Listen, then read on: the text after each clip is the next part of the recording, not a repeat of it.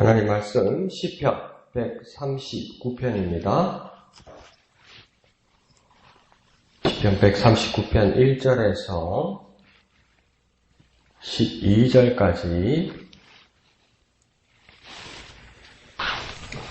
반음성으로 읽겠습니다. 여호와여, 주께서 나를 살펴보셨으므로 나를 아시나이다.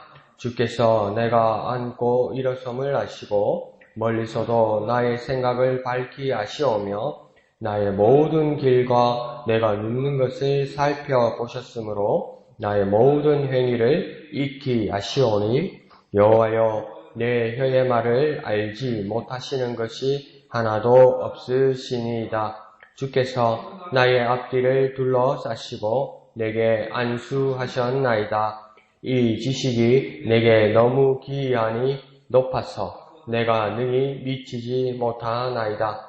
내가 주의 영을 따라 어디로 가며 주의 앞에서 어디로 피하리까? 내가 하늘에 올라갈지라도 거기 계시며 수월에 내 자리를 펼지라도 거기 계시니이다. 내가 새벽 날개를 치며 바다 끝에 가서 거주할지라도 거기서 주의 손이 나를 인도하시며 주의 오른손이 나를 붙드시리이다. 내가 혹시 말하기를 흑암이 반드시 나를 덮고 나를 두른 빛이 밤이 되리라 할지라도 주께서는 흑암이 숨기지 못하며 밤이 낮과 같이 비추이나니 주에게는 흑암과 빛이 같음이니이다. 아멘. 예, 오늘 말하듯이 본문의 저자는 다윗으로 나와 있습니다. 근데 다윗이 고백하기를 하나님이 어떠한 분이신지를 고백하고 있습니다. 그래서 기저에 흐르는 전반부에 흐르는 부분은 하나님은 다윗 자신을 아시는 분이라고 고백하고 있습니다. 하나님이 어떻게 다윗을 아시고 계시다고 믿고 있냐면 주께서 살펴보셨으므로 그렇게 알고 있다, 이렇게 이야기하고 있습니다. 여기서 살핀다는 뜻은 뭐냐면 그 물줄기나 금속, 광석 같은 것을 찾으려고 이렇게 땅속의 깊이를 이렇게 재어보는 것. 요즘으로 가치면 뭐 초음파든지 안 그러면 X선이든지 더 이상의 그 침투하는 그것을 뚫어서라도 그 안에 있는 것을 볼 수 있는 것. 그 장치까지 말할 때 뭡니까? 살펴본다고 표현할 수 있습니다. 그래서 하나님께서 다윗의 마음, 다윗의 생각, 다윗의 깊은 곳까지 펴고 파고 뚫고 그렇게 다 알고 계시다, 이렇게 다윗은 고백하고 있는 겁니다. 우리의 삶 가운데서도 하나님이 내 모든 것을 알고 계신다는 것은 나의 모든 것을 살피시고 또 그 깊이까지 알고 계시다는 것을 우리는 믿어야만 하는 것입니다. 그리고 2절에서는 하나님이 어떻게 알고 계시다고 그러냐면 앉고 일어서고 멀리서까지 감찰하듯이 보고 계시다고 이야기하고 있습니다. 그러면서 그 깊이가 어디까지다고 2절은 이야기하냐면 생각까지 밝히 비추어 확인하고 계시다고 이야기합니다. 그러니까 우리 생각까지, 우리 어두운 부분까지, 심지어 우리 슬픈 생각까지도 비추어서 알고 있다. 그러니까 우리의 깊은 곳까지도 모두 알고 계시다고 얘기하는 겁니다. 내 속 깊은 곳을 이야기할 수 있는 친구 한 사람만 있으면 이러면서 슬퍼하고 사회 변두리에 계신 분들 이야기들이 있죠. 슬픈 결정을 한 분들 이야기들이 있지요. 근데 오늘 2절에서는 뭐라고 이야기했냐면 내 생각의 그 곳까지도, 그 깊은 곳까지도 하나님의 마음, 하나님의 생각, 또 뭐랄까요, 하나님이 만지시는 그 부분이 닿을 수 있다고 이야기하는 것이죠. 자, 3절에서는 내 삶의 환경, 내 삶의 자리, 그 반경까지도 곧 3절에서는 뭐라고 이야기하냐면 나의 모든 길, 눕는 것, 나의 모든 행위를 아시는데 어떻게 아신다고 이야기하냐면 익히 알고 계시다, 이렇게 말합니다. 그러니까 오래전부터 우리의 그 습관, 루틴, 그거 다 보고 아신다는 것이죠. 자녀들을 키워오시고 오랫동안 와 보시면 부모님들은 그러죠. 제가 이 정도 오면 화낼 거다, 이 정도 오면 좋아할 거다, 또 이렇게 반응했으니까 그 다음은 어떻게 할 거다, 이런 거 있죠. 뭐 누가 심통 부리는 사람이 있어 화냈으면 분명히 나가다가 현관에서 연탄재를 찰 거다. 안 그러면 쓰레기통을 찬다. 저거 봐라, 내가 뭐라 그러대. 그거 왜 그렇습니까? 많이 봐왔으니까 꼭 그렇게 할 거라는 거잖아요. 하나님도 우리의 삶의 모든 행태에 대해서 익히 봐오셨기 때문에 그 다음 무엇할지 여태 무엇 해왔지? 다 알고 이해하신다는 겁니다. 더 쉽게 말하면 우리 생활 습관까지도 다 아신다고 말하시는 것이죠. 4절에서는 또 이렇게 고백합니다. 내 혀의 말을 다 알고 계시다. 이 내 혀의 말을 다 알고 계시다는 것을 조금 더 엄밀히 말하면 뭐냐면 혀의 말을 아신다. 그냥 말을 아시는 것이 아니라 내 혀의 말을 아신다. 이 말은요. 한마디 말도 아직 내 혀에 없을 때조차 그것을 아신다 이 말입니다. 그러니까 한마디 아직 뱉지도 않았는데 혀에서 그 혀 근육이 운동하지 않았을 그 때조차 하나님 알고 계시다. 그러니까 내 생각, 내 계획을 알고 계시다. 우리 또 그럴 때 있잖아요. 갑자기 일을 당했을 때, 안 그러면 무조건 반사처럼 이렇게 했기 때문에 내가 저쪽에서 그렇게 했기 때문에 내가 이렇게 반응하는 것이 아니라 내가 또 반응했는데도 나도 깜짝 놀라는 거예요. 나도 몰랐던 것들로 반응하고 말하는 것도 있죠. 그게 어떤 무의식의 세계라고 말할 수도 있죠. 꿈속에서 꿈을 꾸었다가 아침에 깨고 나면 야, 내가 어떻게 말했을까? 내가 어떻게 그렇게 행동할 수 있을까? 나도 모르는 내가 있었네. 이렇게 느끼는 것처럼 그게 그 무의식의 세계거든요. 무의식의 세계는 나의 것인데도 내 자신조차 모르는 겁니다. 근데 하나님은요, 그 나의 무의식의 세계까지도 아시는 하나님이라는 것입니다. 나의 계획, 생각뿐만 아니라 내 자신조차도 내 자신을 알고 있지 못하는 그 무의식의 모든 세계까지도 하나님 알고 계신다. 그게 심리학자들도 정신과 의사들도 하는 말이잖아요. 무의식의 세계는 내 것이지만 내 자신도 잘 모른다. 근데 하나님은 그런 내 자신에 대해서 다 알고 계신다. 이렇게 고백하는 것이죠. 그러니 나의 모든 것을 알고 계신 하나님이라고 다윗은 고백하고 있습니다. 이 고대 세계에, 기원전 세계에 다윗이 이렇게까지 고백한다는 것은 하나님을 정말 깊이 묵상하고 바라보았다는 것을 증명하는 것입니다.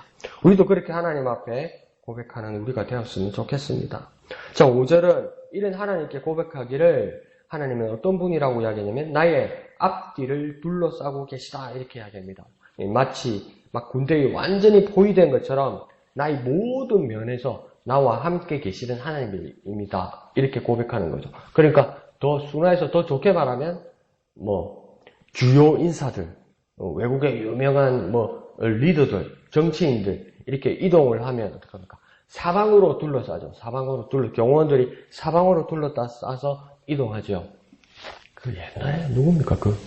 브래드 피트하고 안젤리나 브래드 피트하고 제니퍼 애니스톤 결혼할 때 결혼식에 두 신랑 신부 경호비만 30분에 10억 들었다던가 그래요.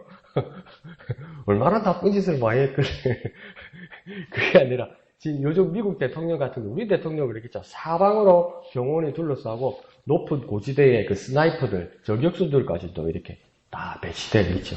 그게 뭡니까? 아무나 그렇게 합니까? 잘 나가는 사람, 돈 많은 사람, 권력 있는 사람이라 그렇게 하는데 하나님께서 내 모든 삶에서 그렇게 둘러싸고 계시다는 겁니다. 그렇게 보호하고 계시다는 것이죠. 군사인 다윗이 그것을 느꼈으면 얼마나 일생일대의 많은 위기들 가운데서 하나님의 손길을 느꼈기 때문에 그렇겠습니까?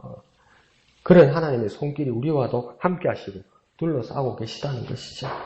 자, 5절 하반절에는 뭐라고 이야기하냐면 내게 안수하셨다 이렇게 합니다. 이 안수하셨다는 것은 아무리 내가 자유롭게 행동하고 결정하는 것 같아도 여기서 모두 하나님의 보호, 하나님의 법칙, 인도하신 비전 아래 있다는 것을 깨닫게 되었다는 것입니다. 내가 계획하고 내가 내 의지로 내 자유로 하는 그 모든 일들도 사실은 하나님의 보호, 하나님의 법칙, 하나님의 비전, 하나님의 인도하심이라는 것을 상징하기 위해서 내 머리에 안수하셨습니다. 그렇게 고백하는 겁니다. 그러니까 모든 곳에 함께 계시고 언제나 인도하시는 하나님이라는 것을 5절에서 고백하고 있습니다. 6절은 이것을 알게 된 다윗 자신이 매우 고매하다고, 매우 대단하다고, 잘 깨달았다고, 현명하다고 그렇게 여기지 않습니다. 뭐라고 고백하냐면 이 기이한 지식을 능히 완전히 통달할 수 없다고 고백하고 있습니다. 내가 이것까지 경험했는데 하나님이 이런 하나님이야. 간단히 정의하지 않습니다. 내가 하나님을 여기까지 경험했는데 놀라운 하나님인데 하나님이 얼마나 더 큰 계획, 얼마나 더 깊이 있게, 얼마나 더 높게 가지고 있을까? 그건 내가 알 수 없다 이런 말합니다. 내가 경험했으니까 하나님은 여기까지야. 그게 최고 우리의 맹점이거든요. 내가 경험한 것도 하나님의 기적인데 이거 이상은 안 된다고 나도 모르게 바리케이트 치거든요. 울타리 치거든요. 근데 다윗은 뭐라고 하냐면 내가 하나님을 능히 완전히 알 수 없습니다. 근데 우리는 어떡합니까? 난 하나님을 알고 있습니다. 이렇게 이야기하죠. 마치 소크라테스가 델포이 신전 문구에서 너 자신을 알라는 말을 계속 인용하는 것처럼 정말 모르고 있다는 것을 깨닫고 인정하라는 것처럼 다윗도 뭡니까? 내가 하나님을 경험했지만 그 하나님을 다 알 수 없다. 내가 하나님이 모르고 있다는 것을 깨닫게 되었다. 이렇게 아주 겸손하게 고백하는 겁니다. 그러면 인간적으로 하나님도 얼마나 기분 좋은 부담을 다윗에게 안고 있겠습니까? 아, 다윗에게 더 좋은 것을 줘야 되겠구나. 더 큰 능력으로 얘를 보호해야 되겠구나. 그 인지상정 아닙니까? 그 겸손이 더 하나님으로부터 더 큰 은혜를 받게 되는 것을 보게 됩니다. 자, 그러니 7절의 고백은 내가 주님을 떠나지도 피하지도 못한다고 합니다. 왜요? 그 7절에서 그렇게 합니다. 하나님은 영이시기 때문에. 주님은 영이시기 때문에 주님을 떠나지 못합니다. 왜요? 영이신 하나님은 앞가지를 동시에 여기와 저기를 한꺼번에 좌우, 바깥, 속뿐 아니라 이전과 지금 그 모든 사건, 그 후의 모든 사건에도 하나님은 계시다고 이야기합니다. 왜요? 하나님은 영이시니까요. 양자역학을 아무리 그 현명한 물리학 과학자들도 양자역학을 공부하지 않으면 그 겉으로만 듣고 개로만 들으면 양자역학은 가짜라고 이야기합니다. 그러니까 세계에서 제일 뛰어난 천재, IQ가 높은 사람이 아인슈타인이라고 그러잖아요. 근데 아인슈타인이 죽을 때까지 양자역학을 인정하지 않았답니다. 그게 뭐냐면 양자역학은 물리학인데도 교회 예배당 안에 있고 내가 또 밖에 동시에 있을 수 있다. 이게 양자역학이래요. 그러니까 양자역학 컴퓨터가 나오면 컴퓨터 한 대를 샀는데 2개, 3개의 효용과 한 대를 샀는데 우리 어머니, 우리 아버지, 제 서울에 있는 우리 자녀도 한꺼번에 쓸 수 있는 그런 컴퓨터래요. 이게 말이 됩니까? 말이 됩니까? 근데 양자역학은 말이 된대요. 이제야 어느 정도 역학에서 어느 정도 발견한 거예요. 그런데 진짜 그리스도인이고 진짜 하나님을 아는 사람은 하나님이 영이시기 때문에 모든 것을 알고 계시다는 거예요. 모든 것을 알고 계신데 함께 하시는 정도가 한 분이신 하나님이 천만 그리스도인에게도 일시에 동시적으로 함께 할 수 있는 하나이신 하나님이라는 것이 정확하다는 거예요. 근데 이걸 다윗이 알고 있었다는 거죠. 근데 그게 그 정도가 아니라 이전과 이후와 지금에도 하나이신 하나님이 지금으로 함께 계신 하나님이라고 다윗은 믿고 있다는 겁니다. 그러니까 양자역학 하나 들어갔습니다. 그게 왜 그렇습니까? 하나님은 영이시기 때문에 그렇다. 그러니 내가 그 영이신 하나님을 떠날 수도 없고 피할 수도 없다. 그러니까 과학보다 한 단계 위입니다. 기원전이에요. 자, 8절에는 심지어 하나님은 하늘에도 계시고 스월에도 계시다고 이야기합니다. 이걸 쉽게 우리가 말하면 뭘 쓰겠습니까? 천국에도 계시고 지옥에도 계시다 이 말입니다. 진짜요? 하나님이 지옥에도 계시다고요? 오늘 본문은 그렇게 말합니다. 어디에도 계신 하나님입니다. 그러면 하나님을 미워하고 하나님을 저주하다가 천국에 가지 못하고 지옥에 간 사람들은 고통을 받아도 지옥을 간 영혼들은 고통을 받아도 그나마 조금 편하겠네. 하나님 거기 없으니까. 그러니까 죽으면서도 고통받으면서도 하나님 욕하지 않겠습니까? 아니요. 하나님 거기도 계시다고 다윗은 이야기하고 있습니다. 자, 9절은 새벽 일찍 빠르게 날개 달린 무엇을 그거 타고 거기를 가더라도 그곳이 세상 끝이라도 더 이상 없을 것 같은 그 바다 끝에도 하나님은 계시다고 이야기합니다. 어떤 분은 그렇게 이야기하더라고요. 새벽에 동이 틀 때 그 태양빛이 삐죽삐죽 삐져나올 때 그렇게 쫙 뻗치는 그 광선을 새벽 날개라고 문학적으로 표현하기도 한다고 그럽니다. 그렇게 일시적으로 순간적으로 그 먼 곳으로 갈지라도 하나님은 그 끝에 와 계시다고 이야기합니다. 그러니 10절에 알고 보니 그곳에 계신 주님의 손, 더욱 강력한 주님의 오른손이 나를 인도하고 붙드신다고 이야기하는 것입니다. 그러니까 이것을 부정적으로 이야기하면 내가 어디를 도망가고 하나님을 피하려 할지라도 하나님은 이미 그곳에 계신 하나님이고 또한 우리가 어떤 자의적이 아닌 타의적으로 우리가 압박받고 비극받아서 끌려가는 그 자리에도 하나님은 어디든지 계시고 인도하시는 하나님, 크신 손으로 붙드시는 하나님, 그 하나님이라는 것을 다윗은 인정하고 고백하고 있습니다. 심지어 11절에는 어떤 소문에 뭐라고 이야기했냐면 흑암이 또는 빛이 밤이 되게 하는 그 능력이 있는 자나 그런 곳이 있을지라도 얼마나 큰 권세기에 그 흑암이 그 또한 그 빛이 있는 곳에 밤이 되게 하는 그 능력을 가진 자나 그 어떤 곳이 있다고 누가 어떤 두려움을 주고 어떤 소문을 내고 어떤 뉴스를 낼지라도 12절에 하나님 곧 주님에게는 그것이 무엇과 같고 무엇이 될 것인지를 우리는 알아야 된다고 이야기합니다. 12절에 뭐라고 고백하냐면 하나님은 그런 자가 있거나 그런 곳일지라도 흑암은 숨기지 못한다고 이야기하고 있습니다. 또한 밤이 낮처럼 비추고 흑암도 빛과 같이 밝을 것이라고 이야기합니다. 하나님은 야 여기 많이 어둡다 여기 많이 어둡다 이렇게 말하는데 우리가 가서 보면 환하다는 겁니다. 그러니까 우리가 깨닫는 바는 뭡니까? 흑암과 그 빛이 매일 반이라는 겁니다. 우리가 바라보기에. 그 정도로 하나님은 강력한 빛이라는 겁니다.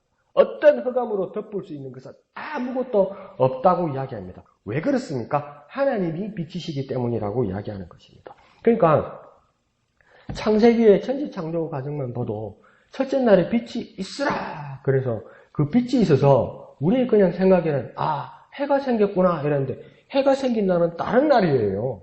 그러면서 그 해를 보고 낮을 주관하라고 그랬다고요. 그러면 태양이 있는 빛이 있고 하나님 빛이 있으라고 한 빛이 있고 오늘 본문에서 고백하는 것처럼 하나님이 빛이시고 흑암을 이기는 빛도 있고 예수님은 뭡니까? 빛이라고 말씀하셨고 예수님은 우리를 향하여 빛이라고 그러셨고 더욱 많은 차원의 빛들이 있다는 것을 우리 그리스도인들이 깨달아야 한다는 것입니다.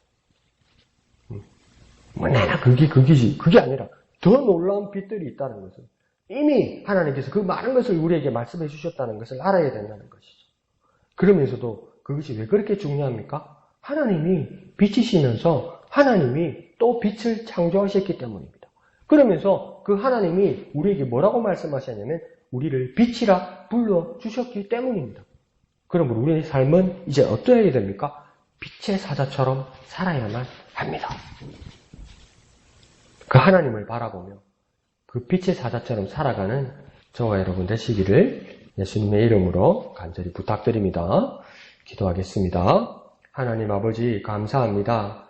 빛이신 하나님이 빛을 우리에게 비춰주시는 그 놀라우신 사랑, 놀라우신 은혜, 그 크신 능력을 깨닫고 오늘도 힘을 내고 믿음으로 단단히 살아가는 우리가 되게 축복하여 주시옵소서.